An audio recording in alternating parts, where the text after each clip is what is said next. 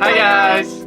Those of you who have been following us probably noticed that we have not put out a video for a while, and we decided to edit it right now because we're in quarantine here. If you guys recognize the background, this is not the Caribbean. It may look like it, but it's we're in Kauai in Hawaii, where we diverted from Panama after coronavirus hit. Yeah, and this video was actually shot in the beginning of 2019, and now we are in the second half of 2020. I don't think we should say that actually.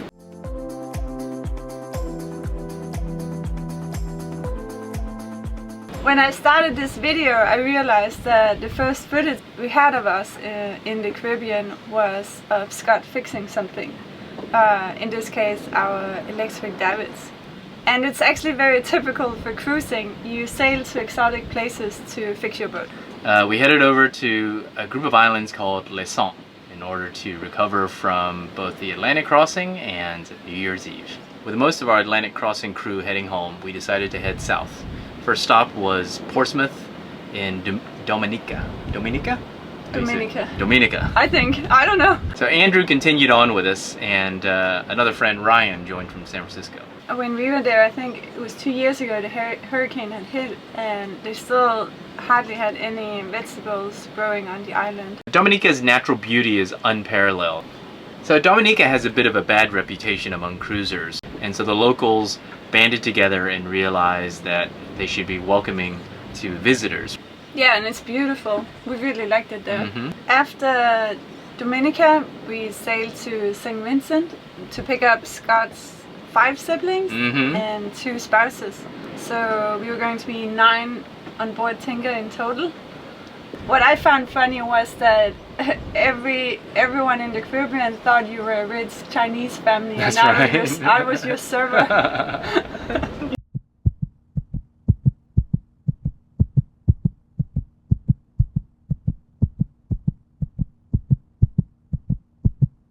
It had been a pretty stressful period up until then, so we kind of just checked out, and for us that means that we checked into a bay and we stayed there for a month. So my buddy from San Francisco owns a resort down there called Salt Whistle Bay, and it happens to be just an absolutely idyllic place. I mean, it's a spit of land with some eco resorts on it, and on one side you can anchor in pretty calm waters, and on the other side you can walk right across the spit of land and go kitesurf.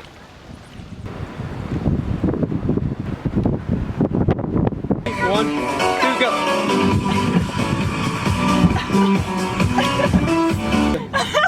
This is 15. I give up. Listen. We're done.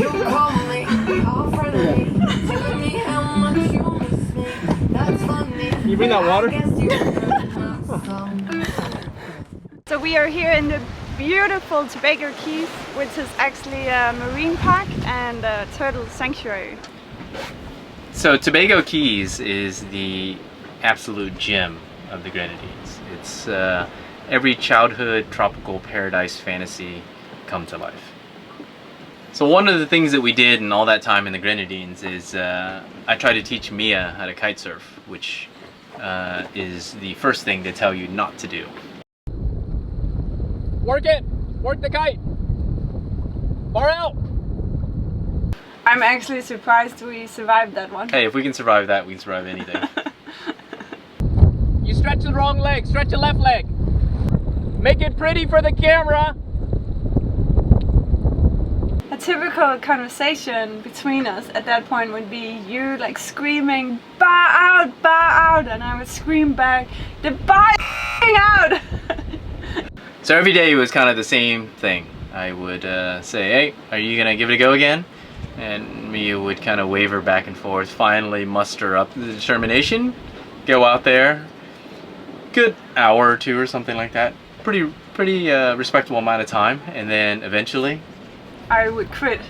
I quit every day. I'm done! Yeah. I can't do this anymore! I will never learn this! And you know, anybody who kitesurf will recognize that because it's a pretty damn steep learning curve. I hated learning it. Excellent! Enjoy!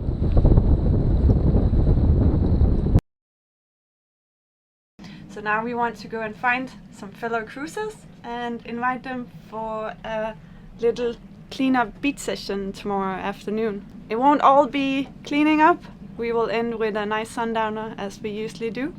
So let's go out and see if we can find some cruisers. So I'm very grateful you came. No problem. Somebody's got the initiative. We're very happy about it.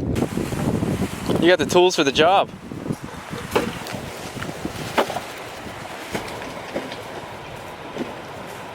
How was it? Oh God, it's depressing. Yeah. It's depressing. And there's a lot more, I assume.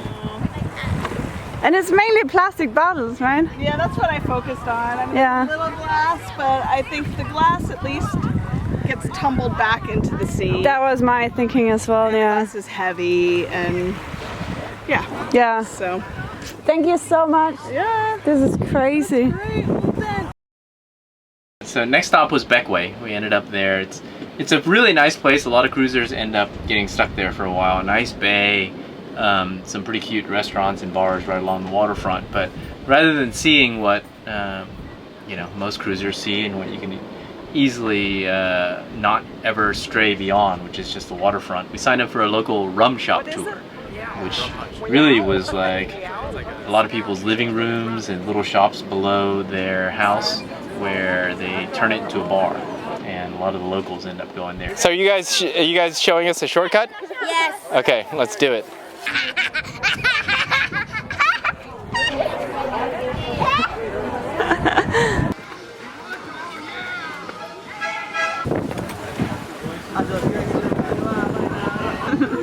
It looks yummy.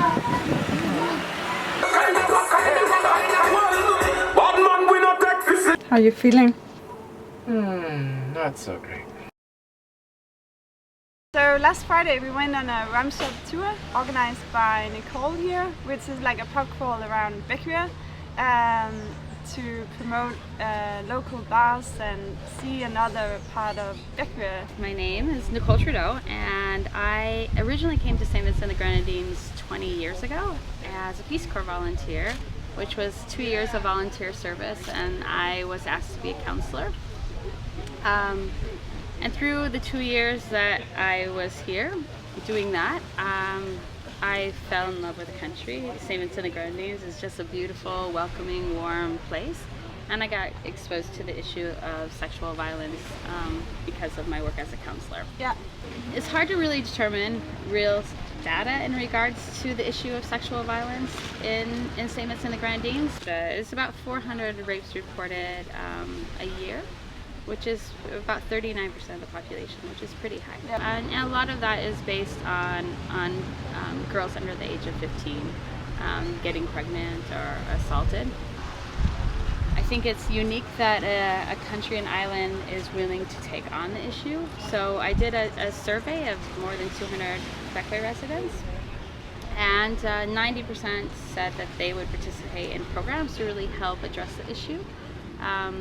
But they ranked it as a moderate level, as a community themselves, saying that they did recognize that it is a problem, that any amount is a problem. And I know that you are the founder of the We Choose organization, and what is it you aim to do with this organization? I founded We Choose based on the idea that you can take a social issue and you can help prevent it. So, you know, nurses will spend their lifetime treating a patient for something, and the reality is, if we kind of look at, you know, people have vaccines and they give vaccines to help prevent it, and this is kind of what we're doing around this particular social issue. Can you give some concrete examples of what it is that you're doing? Yeah, so we have 3 different programs. The first one is called Don't Trouble We, and this is a dual education program that happens at all the primary and secondary schools. And so that really is about youth talking about how, you know, understanding consent, how you use your voice to state something that you like or don't like, if you're uncomfortable in a situation. And we have a female household program that is called We Together. So it's mothers and daughters, but it could be any females that live in a household, grandmothers, you know, raising their granddaughters. And that one really focuses on communication and really strengthening the bonds between those relationships, and then also some self-defense. Yeah. And then have a program that's called We Protect, and that one is for adult males, because this isn't just a female issue, it is a community issue. And there's a lot of men who also, they don't want to be known as rapists, they don't want to promote that, they want to have healthy relationships. And so this is for them to really take on that leadership role. Culturally, you know, a lot of guys really are really natural protectors, and they want to have a really safe, wonderful community. Yeah. So instead of protecting the perpetrators, it really talks about how do you protect the potential victims. Obviously, we are visitors here in Bequia, and we didn't think about this issue particularly much before we met you. But what can visitors, tourists in this region can do to support this? Anyone can support the We Choose movement. We've been doing a simple thing of just featuring positive choices that people make. So we put it on social media, on Facebook page, on Instagram, and just a statement. So I choose as a visitor to really enjoy Bequia and make it safe. You know, I choose to support the local community by going to local businesses. It's nice to have visitors come who also say, yeah, this is a real community. I want to come here, I want to learn a little bit more about it, I want to celebrate it and promote it. Yeah. And so thank you guys for doing that. Thank you. Done. Oh. Want to see some doves? You mean like the pigeons? No, the doves. What? That's so weird.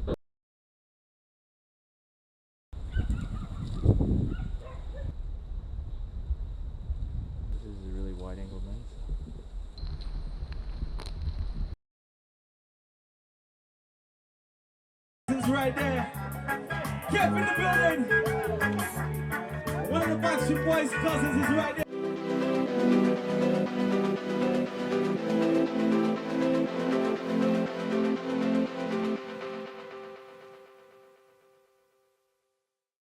How does it feel once he's in a crane? Nerve-wracking, that's for sure.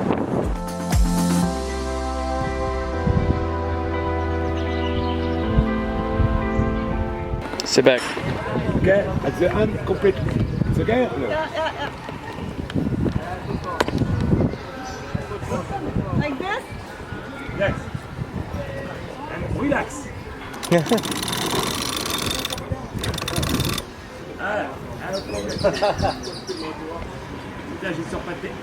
It's a bit of a problem. Bit of a jam.